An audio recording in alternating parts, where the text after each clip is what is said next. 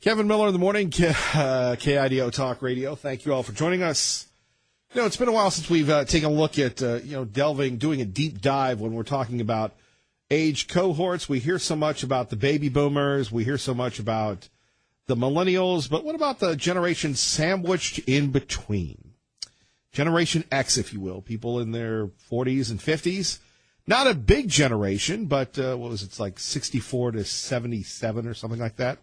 Not the biggest age cohort, but certainly the people that are paying the bills right now. Joining us now, the author of 0 Hour for Gen X, How the Last Adult Generation Can Save America from the Millennials, author Matthew Hennessy. Matthew, good morning. Good morning, Kevin. How are you? I am living the dream, so I love the title of your book. We'll just start with that. Oh, thanks. Well, I call us the last adult generation because we were the last generation to have what we call now these days a free-range childhood. We got let out of the house in the morning, we roamed a neighborhood or what have you, and our parents didn't have any idea where we were for the most part. So that instilled in us a kind of a certain set of characteristics that unfortunately appears to have gone missing among some of the younger generation. Of course, I know that millennials, there's 80 million millennials, so not every single one of them fits the stereotype, but enough do that we can make some pretty broad claims about them. The other thing that Generation X has going for us is that we got cut from the baseball team, and we got told that we couldn't sing very well. That whole business of propping up kids' self-esteem from the age of 2 until they turn 22 or 32 hadn't quite fallen into place yet. That regime was it was unheard of in those days. So we have a sort of a healthy perspective on our role in the world, and we're not expecting to be gifted anything either at work or at home or in our personal lives. We understand the connection between work and results, and I think that puts us positioned to help the country solve a lot of the problems that it's facing. Matthew, you look too young to be an Xer, number one. Number two, but it's good to age gracefully, sir. Number two, our generation, we could say we were the first whiners, if you will, because when we were growing up, it was all about the boomers. And when we were going to take our time, the Gen Xers, it became all about the millennials, the first latchkey kids, the children where divorce was prevalent. You make a great point where a lot of kids of the Gen X had to deal with one-parent families and other issues today.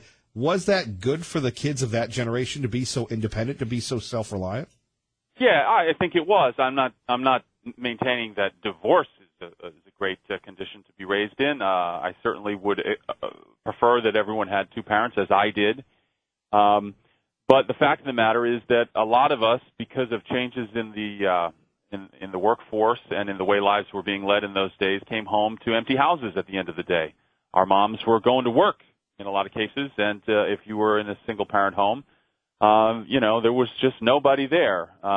These days, if a kid came home to an empty house, the neighbors might just call the cops. I mean, maybe it's a little different out where you are in Idaho, but in my neck of the woods, there's an awful lot of people calling the cops on other parents for not helicoptering over their kids all day long. No. And I want to point out, too, that a big part of this is technology. So the millennials, I got nothing personal or particular against them. They had the bad fortune of coming along the same time that the Internet was coming into flower.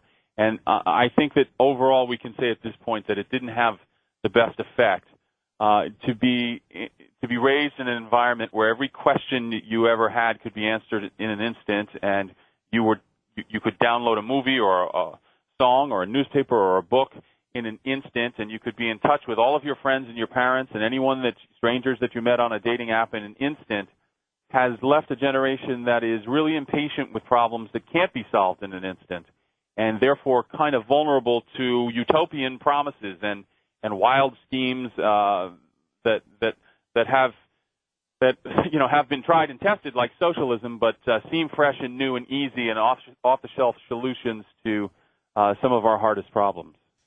Well, let's go back to page 59 here of your book. A 2016 Gallup poll found that socialism was more popular than capitalism among those under 30. nearly 70% of the millennial survey respondents said they'd be comfortable voting for a socialist candidate. As someone who grew up in America and loves America, the socialists were our enemies. Yeah, that's exactly right. If you grew up in the 80s, as I did, you were not going to be in any doubt about who the good guys were. If you saw Red Dawn or The Hunt for Red October or Rocky IV or the 1980 Olympics, yes, sir. There was no question about it that there was, and even in school, I should add, and this is something that I think has contributed to the miseducation of the millennials.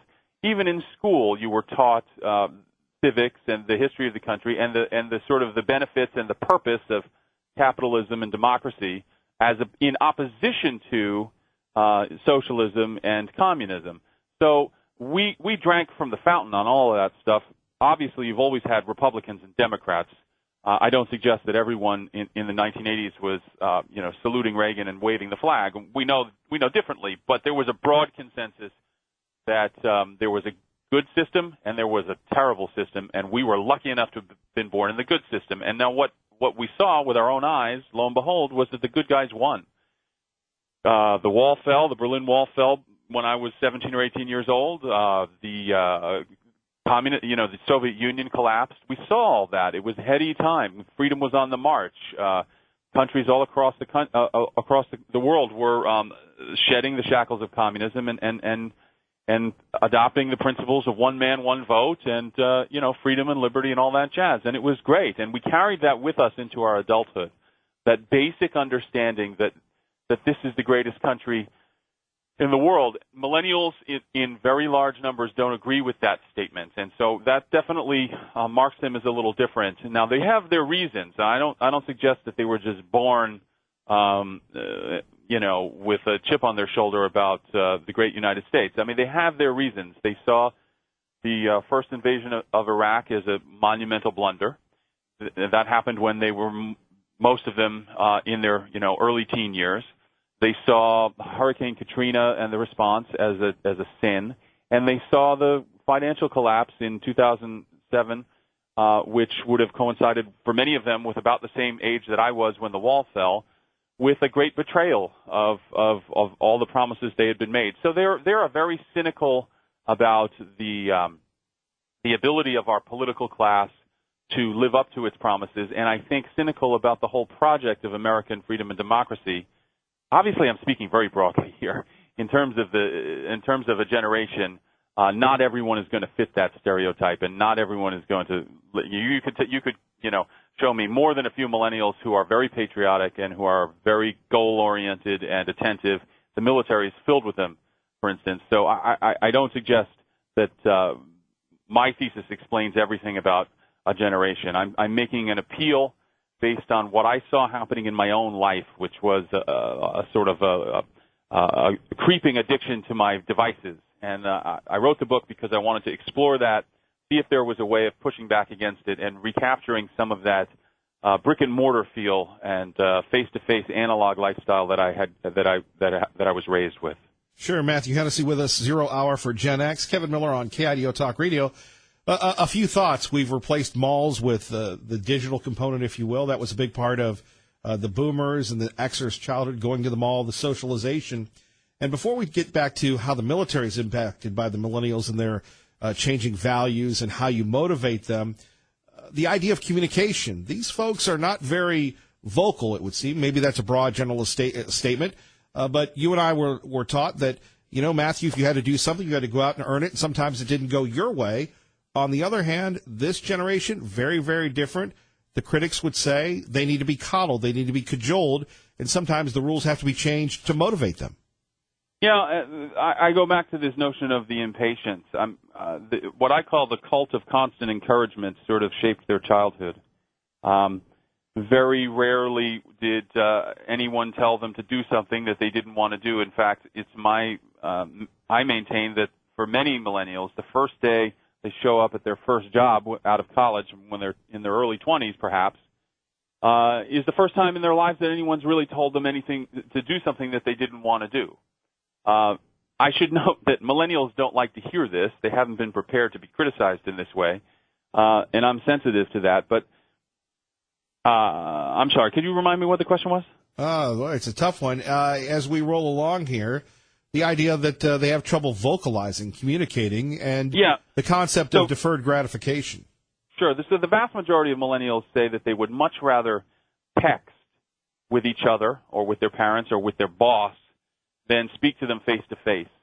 So this naturally puts them at a disadvantage in workplaces that are run by baby boomers, for the most part, and Gen Xers who, while like me, are comfortable with devices and are sort of struggling with their relationship with them, have not fully incorporated this mode of communication into the professional world.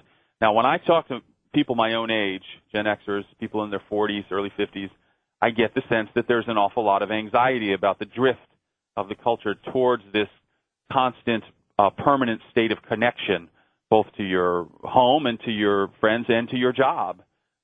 We remember in our early careers not being reachable on the weekends for work purposes if you had that kind of a job.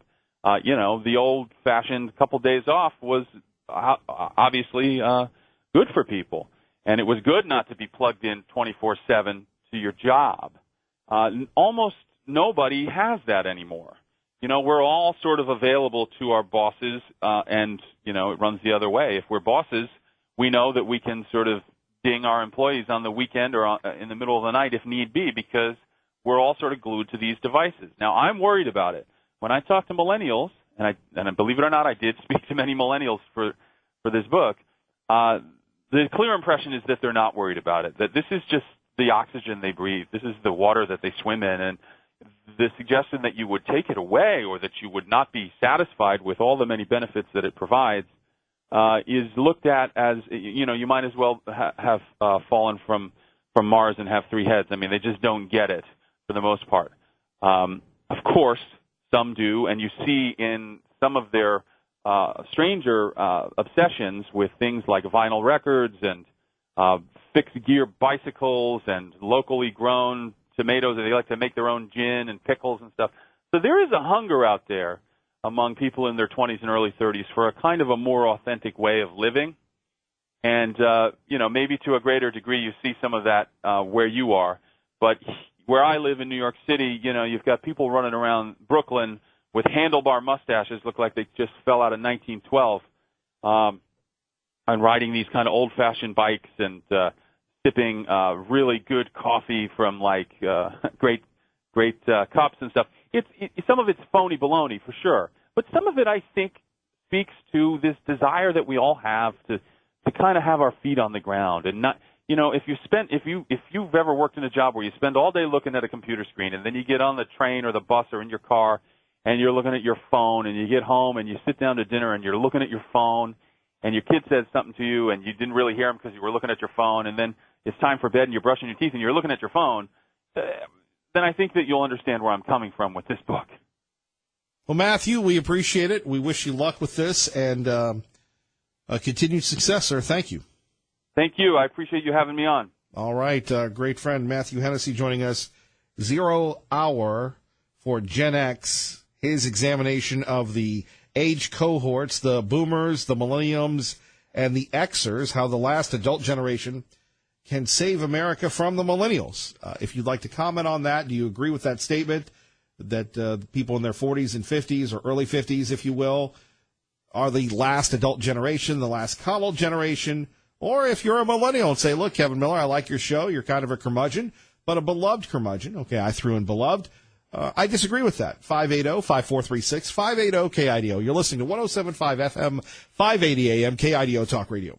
Kevin Miller in the morning, KIDO Talk Radio. Phone number is 580-5436, 580-KIDO. Let's go to Rachel in Star. Rachel, good morning. Hey, good morning, Kevin. I was just calling about your most recent guest, Matt. That was a really, really interesting conversation, and I say he's speaking my language. It's just so amazing to hear him, kind of verbalize the thoughts that I think me and, my colleagues are having every day. This really is pervasive, I think, in our lives. I'm a Gen Xer, of course. Well, you've got to share some of your grievances. Well, I don't want to make a complaint. I just think that necessarily we have these obstacles daily. I would say even, starting 10 years ago with my own brother, who is, he's a millennial. We couldn't really even have conversations because I think he just grew up texting, and, you know, he could always text me, but he would never call. And, you know, from our standpoint, from our generation, we didn't have conversations by text. You know, we would always talk to people when we had even something to say, you know. I mean, it's just interesting. And now, as he's gotten older, I will say he has learned, you know, to speak more face to face. And I think that there is a maturity aspect that comes with that. And there's a possibility that they will end up in their, you know, in their older years. Like I think what Matt was saying, they'll find that there's some value, you know, to human interaction, and they'll have to teach themselves that, because unfortunately I think that as youngsters they have not been taught, you know, really to have that human interaction.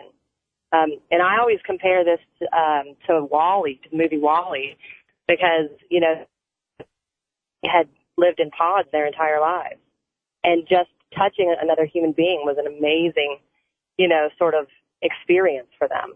Unfortunately, I'm really worried that is the way it's going. I kind of compare it to Demolition Man myself. Yeah, we've had those conversations too.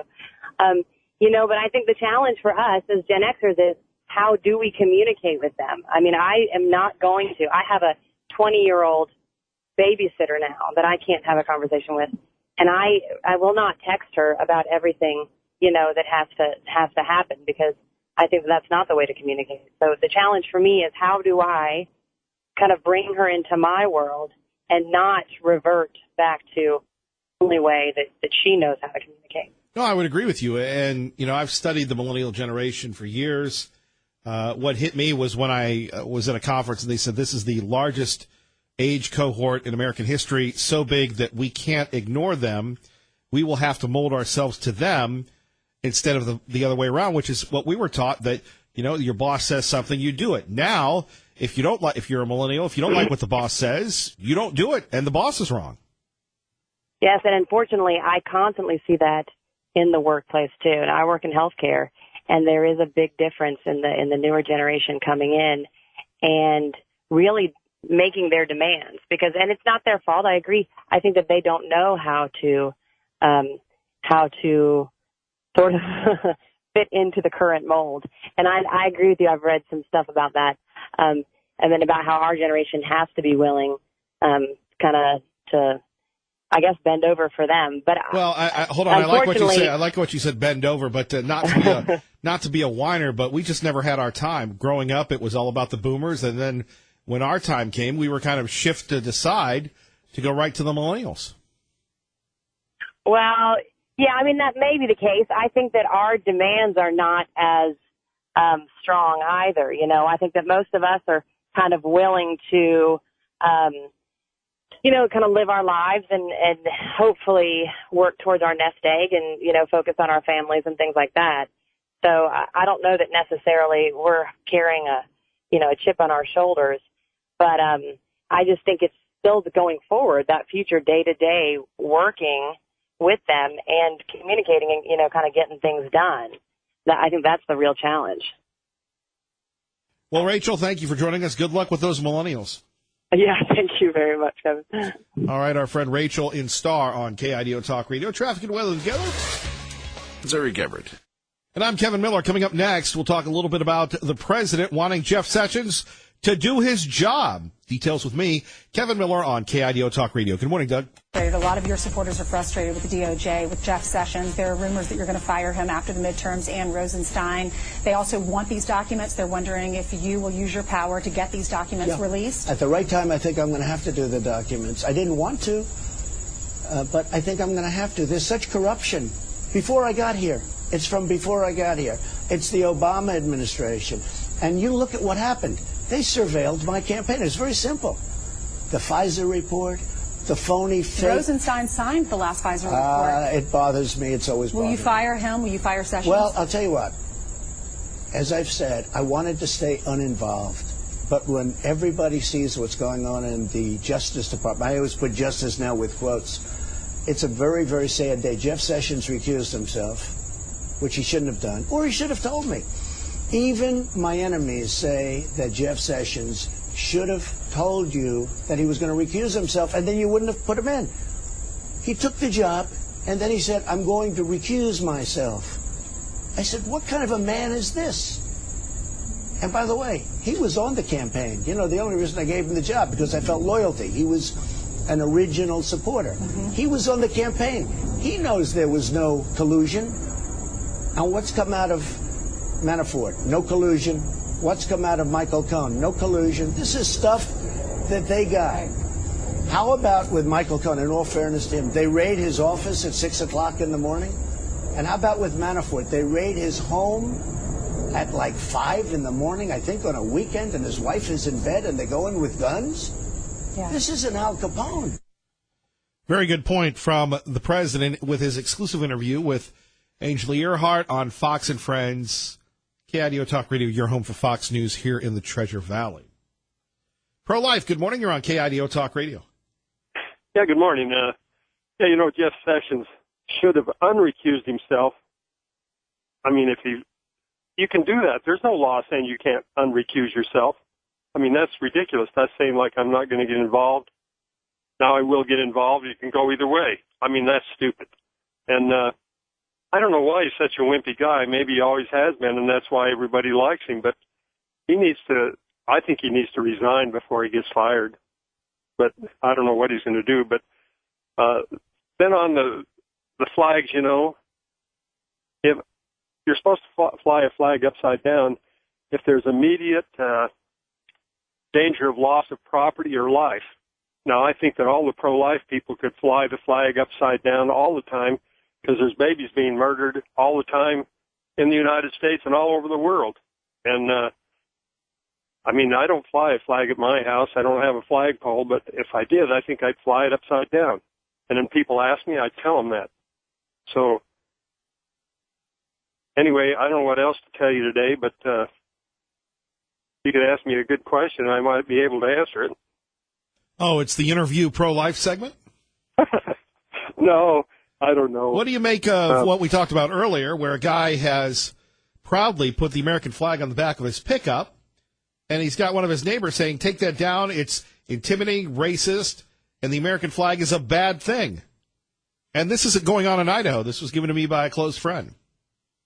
Well, obviously the person's a big chicken, and they know that it's not going to fly in Idaho, and they probably ought to move to Massachusetts or something. But, I mean, they're ridiculous. It's just, and they obviously are not too proud of their position, or they just stand right up and give them their name and call a Kevin Miller show and say, hey, this is my name, and I think people that fly flags are racist. You know, I think they should apologize for being such an idiot. And again, wait a minute. For people just tuning in, let me just share with you the message that I received. Here it goes. Yeah. You know, on an interweb mail thing here. Dear resident, I would like to bring your attention that I have been offended by the American flag on the Chevy pickup you have outside your house.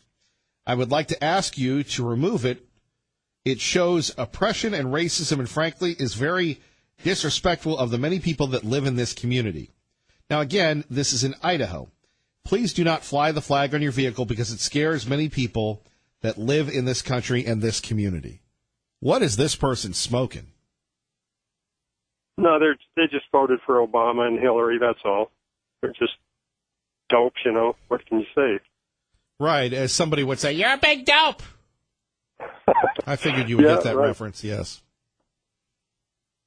Well, but I mean, one way. Look, let's go back to the America that you were raised on, World War II, Iwo Jima. Okay, so the Iwo Jima statue is offensive? So putting a flag on your sleeve is offensive? Who are these people?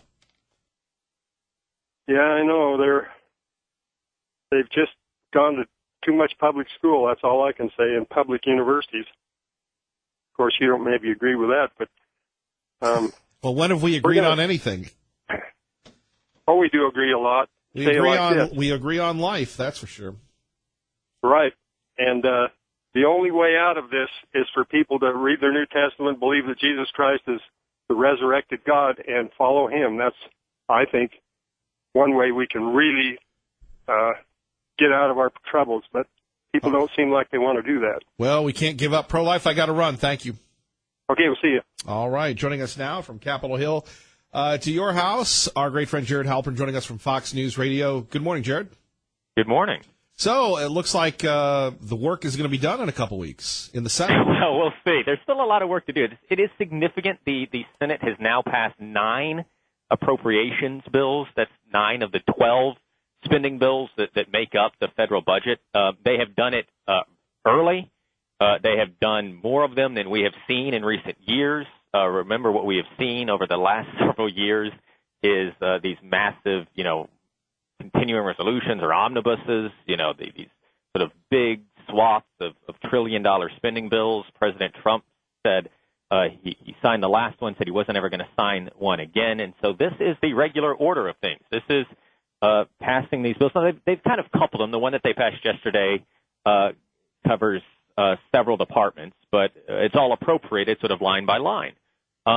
That's significant because, one, it's the way that it's supposed to be done, and two, it is reducing the likelihood of a government shutdown, this sort of brinksmanship that we see consume all of September lately on Capitol Hill. Now, that being said, the House is a little bit further behind. Remember, they have had August recess in the House, and the House doesn't have to pass things with a supermajority. All of these Senate bills have been passed with big numbers, like more than 70, sometimes more than 80 senators voting for these things because they have to, get around filibusters and things like that. That is not a concern of the House. So some of the House spending measures are expected to be more conservative, and so the House and Senate will have to go to conference. They'll have to get together and try and work out an agreement that can pass both the House and Senate.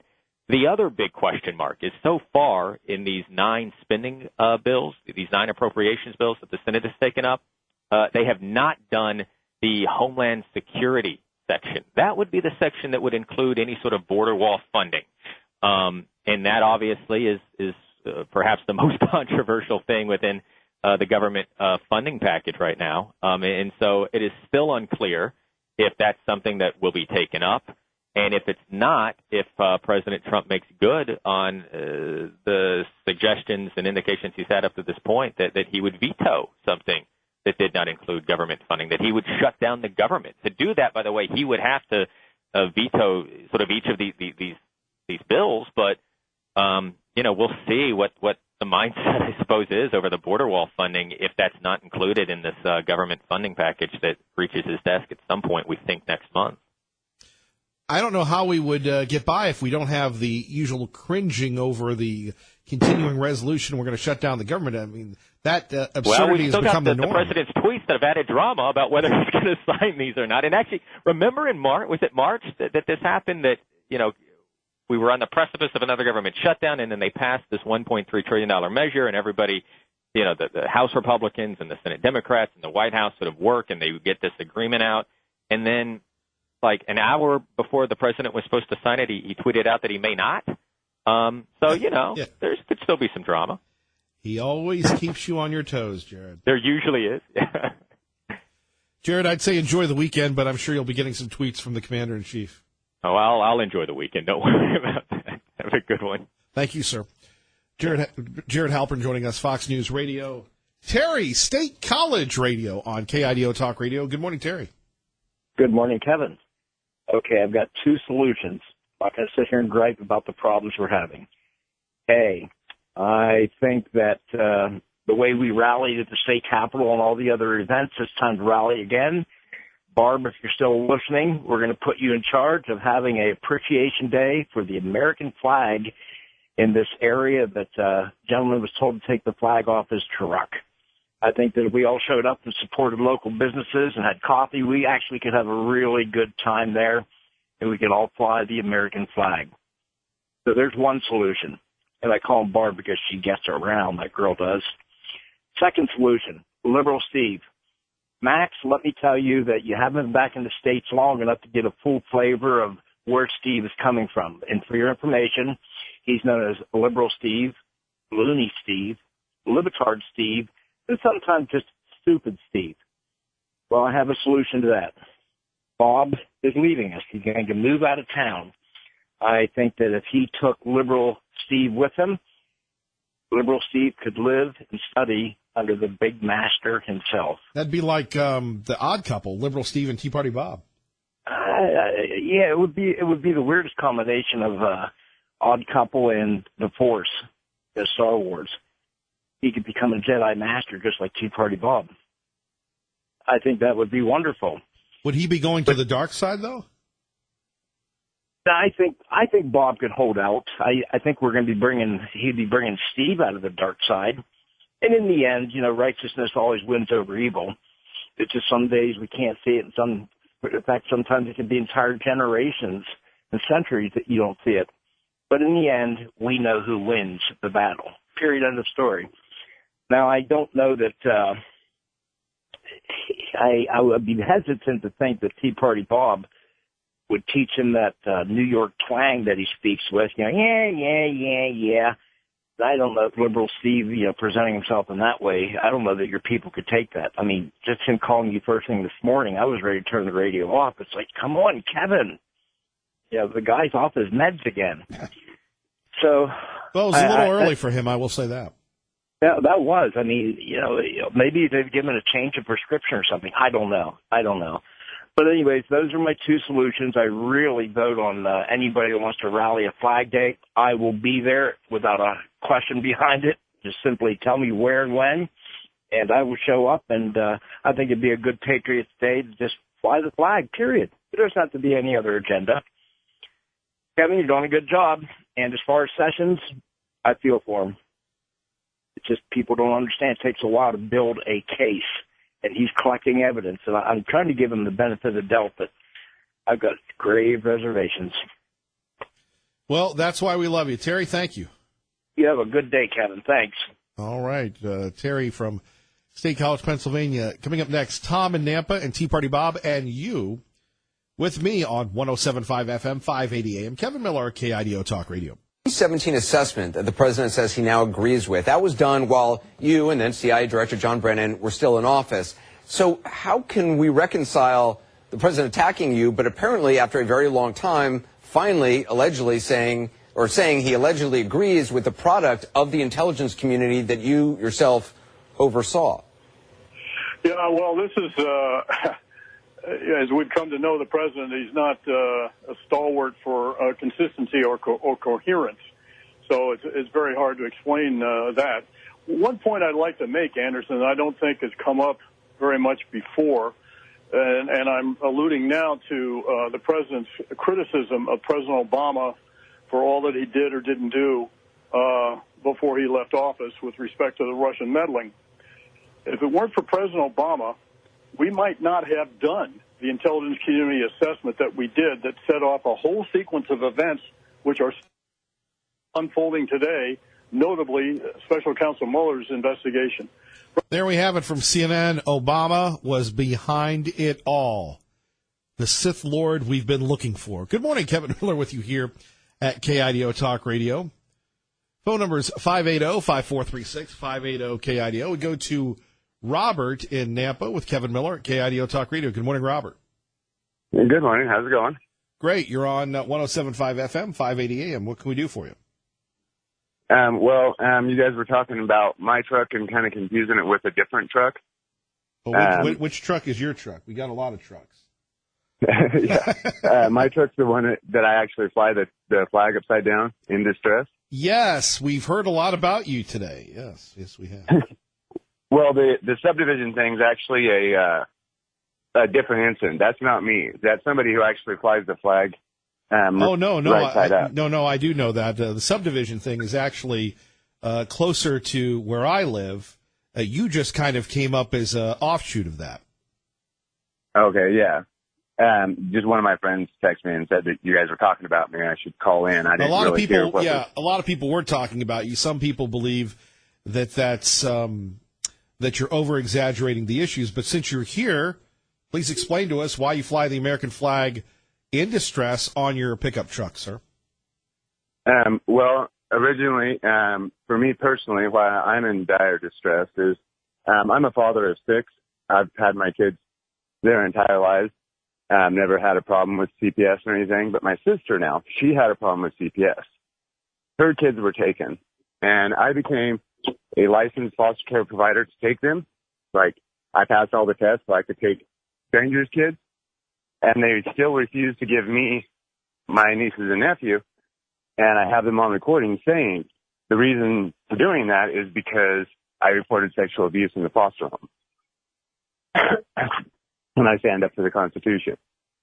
And so, my family is currently, I'm not exactly sure the status because it goes into confidentiality, but they're trying to adopt them to the very foster parent that the sexual abuse claims came from.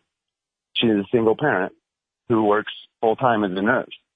And somehow they're going to better address, or she's going to better address their trauma needs, which is an attachment disorder, than their own uncle, which even Health and Welfare's own paperwork says that they have an extreme bond to me. So, my family is put at risk. I was taken when I was 7 years old, and I suffered every kind of abuse you can think of while in CPS care. And now my nieces and nephew are facing that same thing that I was facing way back when, except that I'm trying to speak out for them, but nobody will listen to me. I've been to the governor. I've been to our politicians. They won't let me into court because I'm not the actual parent. If I was the actual parent, I'd be able to get them back. But as it stands, they would rather protect what they call their family, the foster family, than protect the actual children.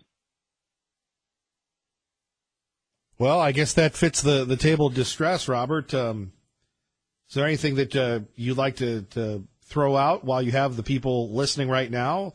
Maybe another message to Governor Otter or anybody else in power who's listening, or many of their folks that work for them.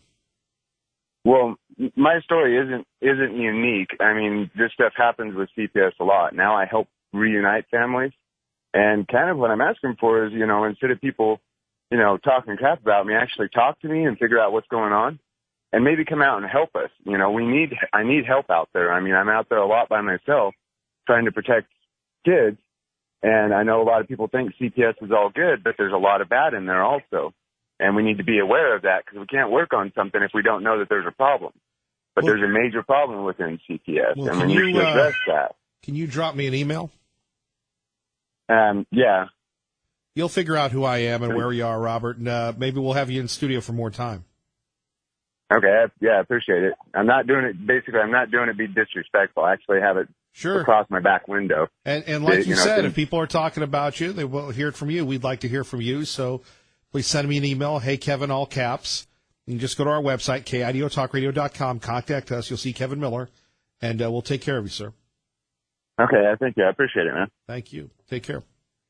You have a good day. You too. There's a young man who, doing the Lord's work. Traffic and weather together. Terry Gabbard. All right, quickly to Tom. And Tom, you've got about 30 seconds, and one more caller after you. Sorry for the abbreviated time, sir.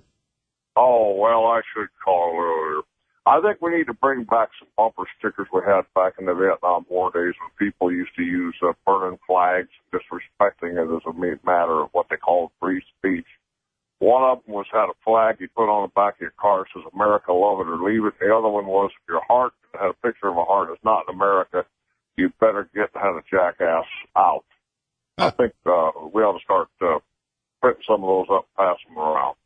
Great point, Tom. God bless. Take care. Yeah. And you think that I would have forgotten you, little buddy?